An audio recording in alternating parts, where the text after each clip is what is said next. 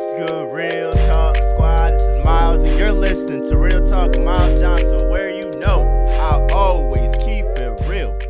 You know what? Put on my theme music.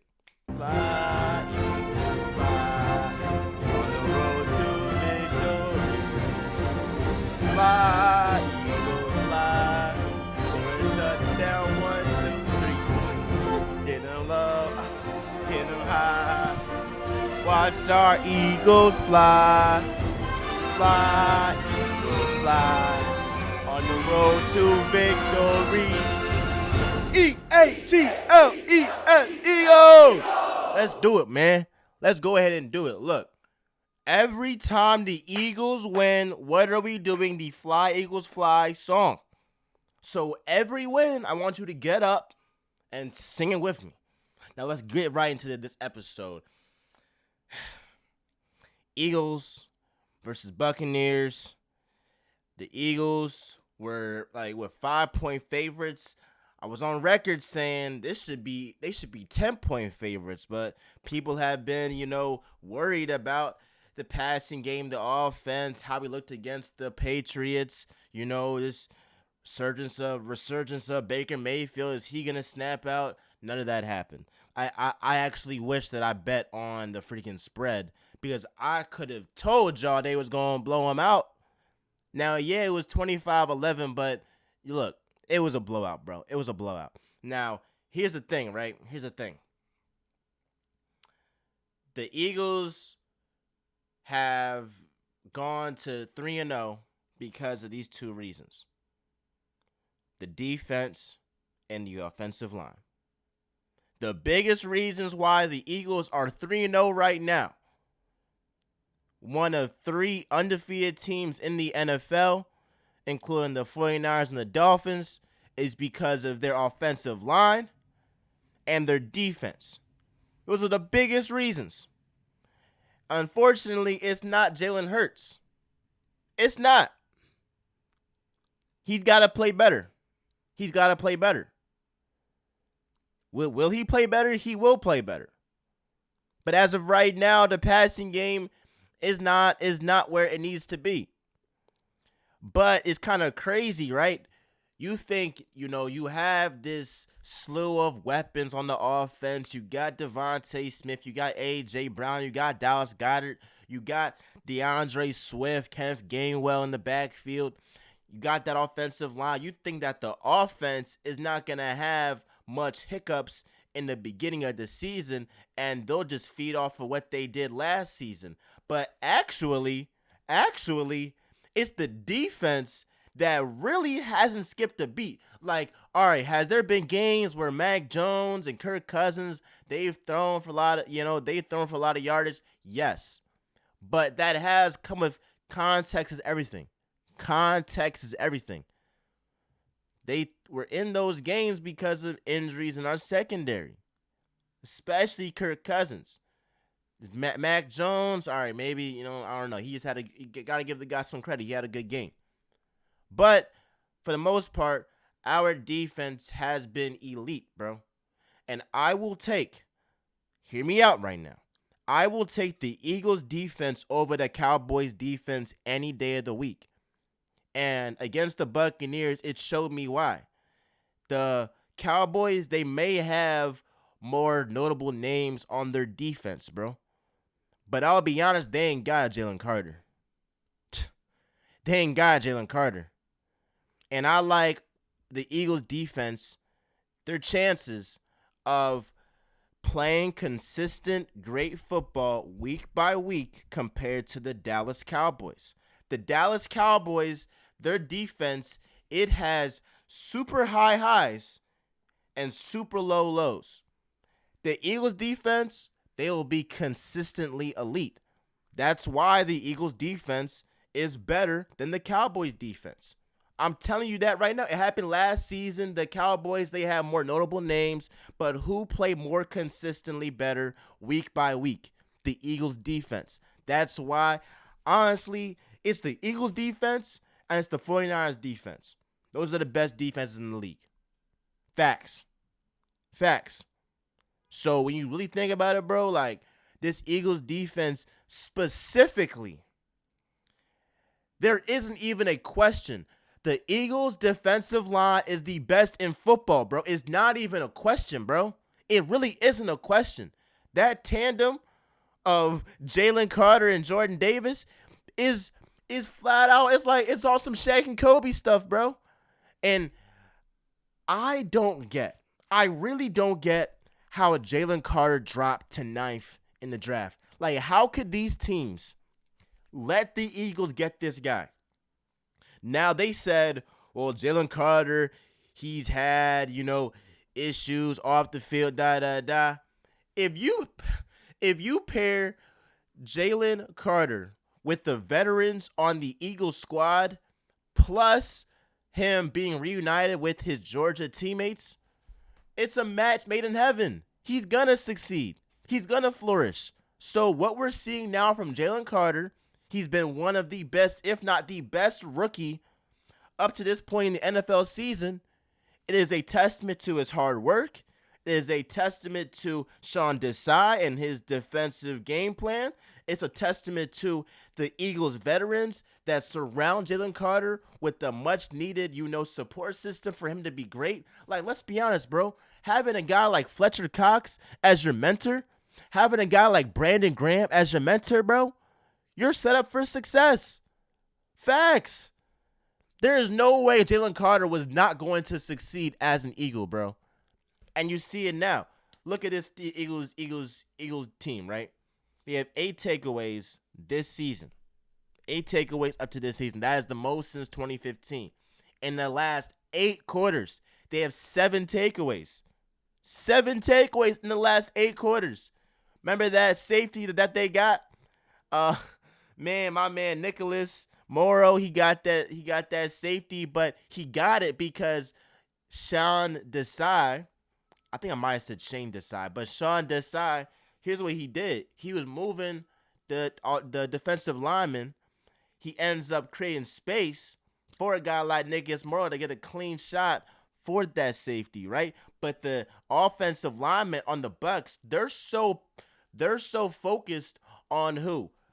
Jordan Davis and Jalen Carter, is that they garner so much attention, it leaves space for a guy like Nicholas Morrow to get that safety. That play, what the heck was the Bucs thinking? To run the ball? To run the ball on the 1-yard line. With how the Eagles defensive line has been playing y'all that game, that got to be one of the dumbest decisions I've ever seen, bro. Ever seen. I'm like, thank you. So Jalen Carter, he's the truth. They've always had questions about his character, but if you have a guy like Brandon Graham, Fletcher Cox, I'm going to keep saying it, they're going to put you in position to win, right? The offensive line. I mean, look, I don't know. With this offensive line, I could probably get you 5 to 10 yards. I'm not even joking, bro. I could probably get you 5 to 10 yards with the offensive line. Shout out DeAndre Swift. He's making them pay. $175. First game back for homecoming, right? $130. Here's my thing. Why the heck didn't we play DeAndre Swift week 1? I could have told you that he was going to snap out behind that offensive line. Anybody could have. Like, what was the reason to even wait till week 2 to unleash this guy? He's a flat-out baller, bro. He's a flat-out baller. He's a flat-out stud. And he is the perfect replacement for Miles Sanders, bro. The perfect replacement, bro. He's on a rookie deal. You ain't got to pay him yet. And I'll be honest, he's more explosive than Miles Sanders. Let's keep it a stack, bro. I know you've seen that hurdle, bro. Miles Sanders, he wasn't doing that, bro. He wasn't doing that. So, again, shout out to DeAndre Swift. He has been freaking balling since he became the running back number 1. And he probably would have had more touches if the Eagles weren't focused on trying to get the pass game flowing. And that's the crazy part too, right? The Eagles, they're so good that they were literally like, they treated this game against the Bucs almost as a practice. Almost as a practice. And what do I mean by that? They could have ran the ball all day. They could have ran the ball, got DeAndre Swift maybe a $170 again, and went ahead and still won by 14 points, 17 points, whatever, right? But they purposely tried to focus on the pass game to get A.J. Brown going, to get Dallas Goedert going, to get Jalen Hurts going, because they know that when we play tougher opponents, we're going to have to get this pass game going. And I'm sorry, that pass that Hurts had, oh my gosh. In the third quarter, he was in the pocket. They said that he can't go through his progressions. Well, guess what? He went through his progressions on that play. But here's what I'll be critical of.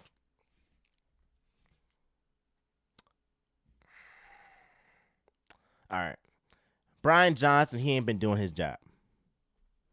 I don't know if this is more of an indictment on Brian Johnson or just how great of a offensive coordinator Shane Steichen was.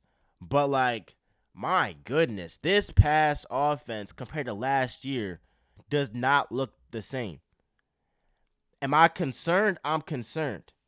Am I worried? I'm not worried. I'm not like, oh my God, like I'm done with this team. No, like I'm definitely concerned because up to, week 4 in this season, we've seen some improvement compared from the Bucs game to the Patriots to the Vikings game. But in terms of seeing what we saw last season, we have not seen that yet. Brian Johnson has not been able to unlock the pass offense, and instead he's had to rely on the run game to get us going. If it wasn't for DeAndre Swift cooking it in that third quarter, who knows if we would have got out to our lead that we ended up extending, right? So the run game has been a luxury that we've been able to lean back on when the pass game has not been flowing. But here's the thing. When we play tougher opponents, Jalen Hurts, you're going to have to be a guy that we rely on to make those routine throws, go through your progressions, and not make boneheaded throws, bro. Because we got bailed out. The time that you threw an interception, then what happened? Reed Blankenship makes a hellacious play. Shout out Reed Blankenship, man. Shout out Reed Blankenship. He was flat out balling, bro. And that's an undrafted product, too. And he's been flat out balling ever since he got inserted in the starting lineup at the end of last year, bro. Flat out stuff, bro. I love the makeup of my guy, Reed Blankenship. He needs his flowers. He's a flat out stud. And they ain't going to talk about him a lot, but I'm going to flat out give him his props, right? What about after that interception that we had trying to throw it to Devontae Smith close to the end zone? That gets picked off, but what? The Bucs were at their 1 yard line, and then what happened? We ended up getting a safety. So the defense bailed Jalen Hurts out multiple times, bro. So Hurts, I'm going to need you to play better. Bro. Because when we play better teams, you can't make those same errors. Otherwise, we will pay for it. The great teams are going to make you pay for some boneheaded plays, bro. And we can't just keep relying on our defense to bail us out. We can't just keep relying on our run game to bail us out. Now, do I think Hurts will play better? He will play better. I believe in the guy. But also, if I'm a real, I always surround myself with real people. I always try to surround myself with real friends that tell me what I need to hear rather than what I want to hear. And Jalen Hurts, you are not playing great football. You have been bailed out by your defense. You have been bailed out by your running game. Now, the pass game was better against the Bucs versus the Vikings versus the Patriots, but it still needs work. You still need to work on your decision-making in those situations. So all I'm saying is y'all got some time. the schedule doesn't get crazy until y'all play the Dolphins, I believe October 22nd. So you got some time, right? Y'all playing the Commanders, the Rams, the Jets. You got some games. Y'all should still be 6-0 after week 6 or whatever. So I still believe in you. Y'all still gonna win y'all games. But to beat that upper echelon of teams, we are going to have to rely on you, Jalen Hurts, to improve as a passer. That will come. I believe in you. But we need you to snap out. That's what I really gotta say. Shout out Devin Allen on special teams. He was flat out going crazy, bro. And shout out to A.J. Brown. I told you, it's only a matter of time that A.J. Brown snaps out, bro.